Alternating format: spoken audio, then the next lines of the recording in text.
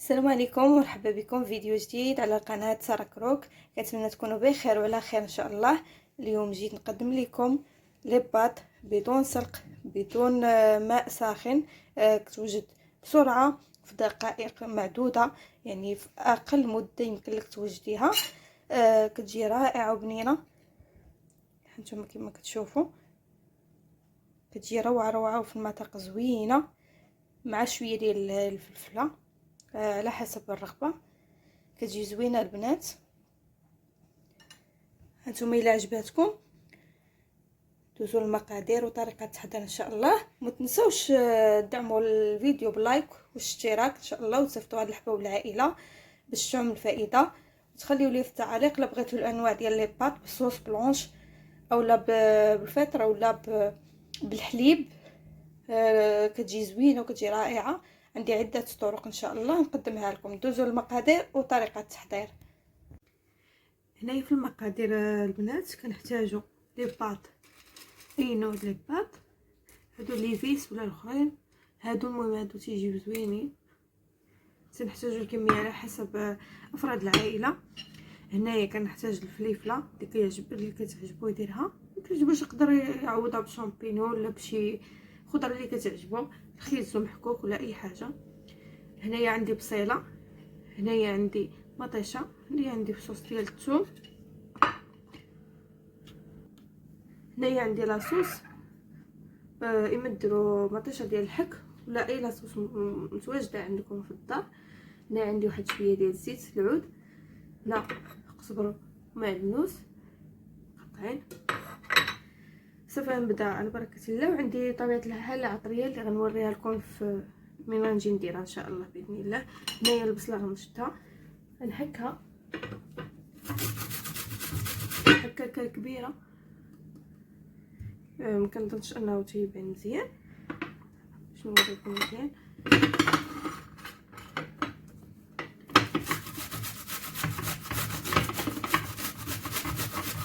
نحكها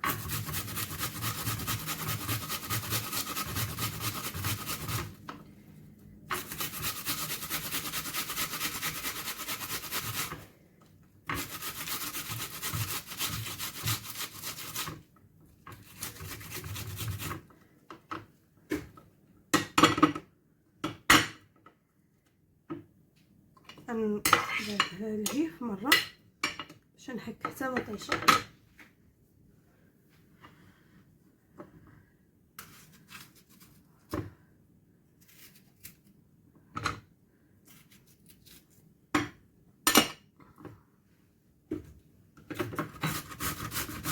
حتى نحكها في الحكاكه الكبيره ولا الصغيره اللي كان ما كتبقاش باينه.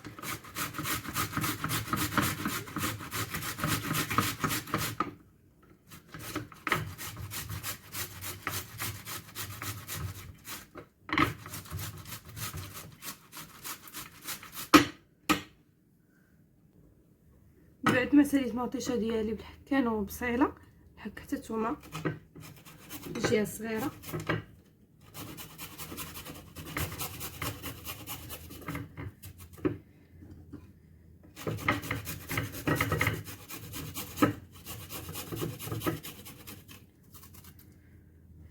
المهم نتوما في الدار بلا ما تديروا سميتو البصيل وهذا، حكوه في مره في الكاسرونه اللي غديروا فيها اولا الطاوه في مره. غنجيب الكوكوط اللي غندير فيها،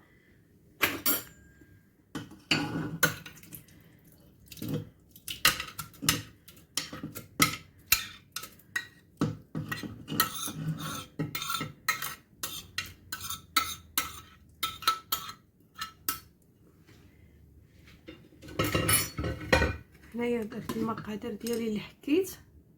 غنغسل لي بات باش غنضيفها على مقادير ضروري نغسلوها.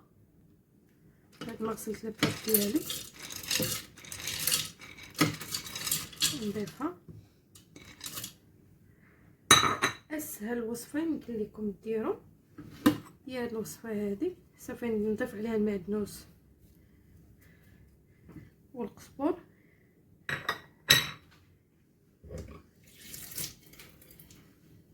نضيف عليها لاصوص اللي عندي. الا ما كانتش عندكم تقدروا تكتفيو مطيشه محكوكه.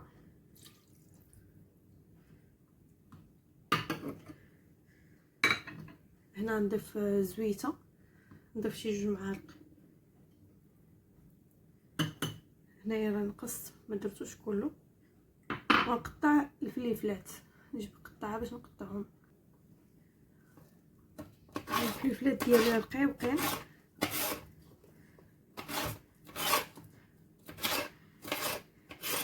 قطعهم على الشكل اللي بغيتو.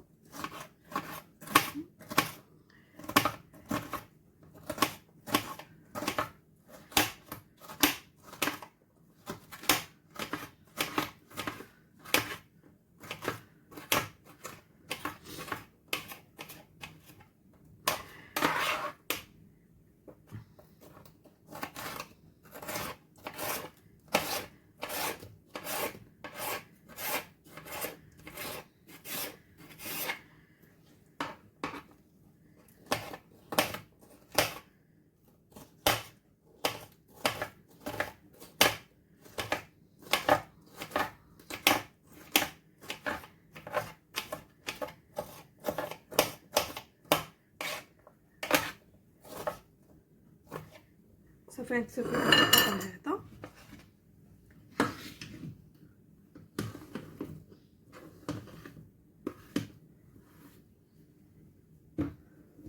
هنا نضيف العطريه اللي فيها سكينجبير،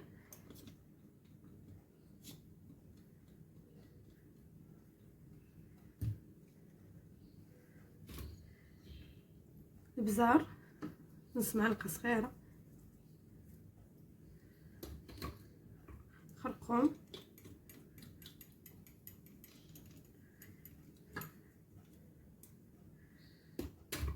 والتحميره.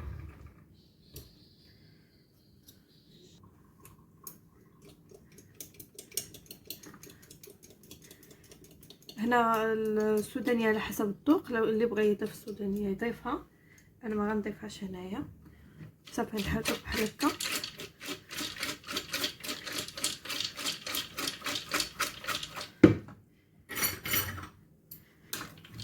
نحرك المقادير ديالي مزيان كما كتشوفوا. راه طالعه كتشهي كما كتشوفوا، غزاله هكا وراه تتشهي. يا طيب شي روعه. هنا نضيف الماء باش نديرها على البوطه، انا بدون سلق، بلا ما نسلقها في الماء، بلا ما نسلقها قبل. ندير عليها الماء بارد ماشي سخون ونديرها فوق النار. هانتوما تشوفوا شحال درت الماء.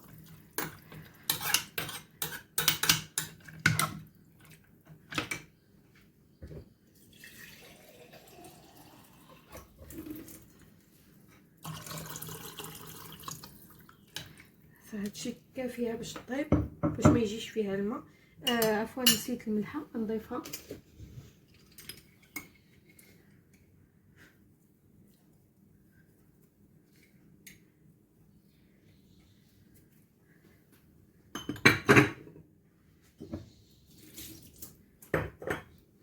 صافي نديرها على العافيه على من تطلع الغليه، ونسد عليها الكوكوط ونتصدرها حتى طيب، وندوز معكم الشكل النهائي ان شاء الله باذن الله. هانتوما كتشوفوا هاي بدات تغلي، ولكن هانتوما راه ما لصقت ما والو، يعني ما كتلصق ما والو. ما تخافوش من هاد اللصق، واي نوع ديال بات ديروا له بحال هكا، ما تخافوش منه. صافي دابا نسد عليها نخليها طيب على خضرها. هنا لي بات ديالنا وجدت، ها هي كتجي غزاله رائعه. كنقدموها هكا ولا كنضيفوا لها شويه ديال الفرماج على حسب الرغبه. كتجي رائعه، جربوها ما غتندموش عليها.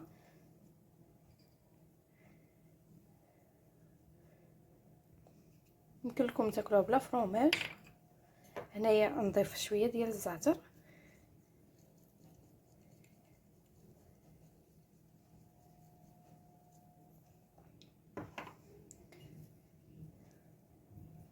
شويه ديال القزبر.